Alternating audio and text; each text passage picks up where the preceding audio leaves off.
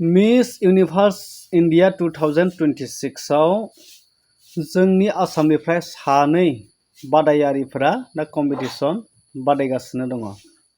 सासेया जाहैबाय अनसुला बरुवा जाय एसामिस आरो सासेया जाबाय पिंकी बसुमतारी जाय जोंनि बिटिसि ओनसोलनि।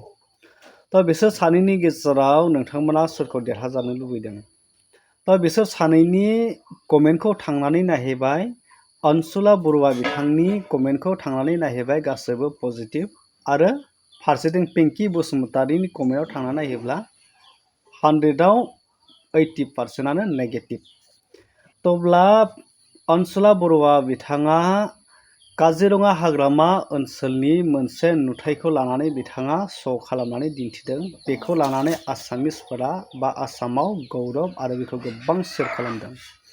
आरो फारसेथिं पिंकी बसुमतारीया गावनि हारिनि हारिमु दख'ना गाननानै माखासे कालचारेलफोरखौ दिन्थिनानै जे श' खालामबाय बेवहाय जोंनि बर' हारिनिफ्राय नेगेटिभ कमेन्टआ बांसिन थांबाय आरो बेयाव बांसिनानो पजिटिभ नङा। तब्ला जोङो देरहानायनि चान्सखौ सोरखौ नुहुरो? अनसुला बरुवा ना पिंकी बसुमतारी? पिंकी बसुमतारीया फंसे खोथानि थाखायनो बिथांनि कमेन्टआ ओरैबायदि 100आव 80% नेगेटिभ जानो गोनां जादों।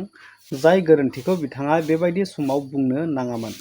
जाय समाव पिंकी बसुमतारी बिथांनि बिफाया खावलायदोंमोन जे साफ्रोमबो बर' रायजो राजाफोरखौ पिंकी बसुमतारीनो भट होनो थाखाय, बे समाव गोबांथार माखासे भिउवार्सफोरा, ससियेल मिडिया फलोवार्सफोरा, फल' खालामग्रा नायग्राफोरा माखासे नेगेटिभ कमेन्ट खालामनायनि थाखायनो पिंकी बसुमतारी बिथाङा माखासे रिप्लाइ होदोंमोन आरो बे कमेन्ट हरनायनि थाखाय बिथाङा बुंदोंमोन जे हाबा जानाय जायैखौ लानानै बे उननि खोथा, नाथाय सासे लाइमोना नेसनेल लेभेलाव देरहानानै थांनायासो गोनांथि ना सोरजोंबा हाबा जानाय जायि बाथ्राखौ लानाय बेसो गोनांथि। दा बेफोरबायदि बाथ्रा बुंनायनि थाखायनो पिंकी बसुमतारीनि जि फंसे बाथ्राया सारा नाङै बर' हारिनि बर' लाइमोनफोरनि गोसोआव मोनसे दुखु आघात मोनहोदों।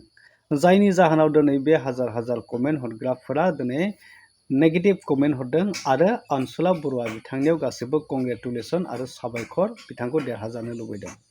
अब्ला बिनि फारागथिया मा नोंथांमोना सानदो?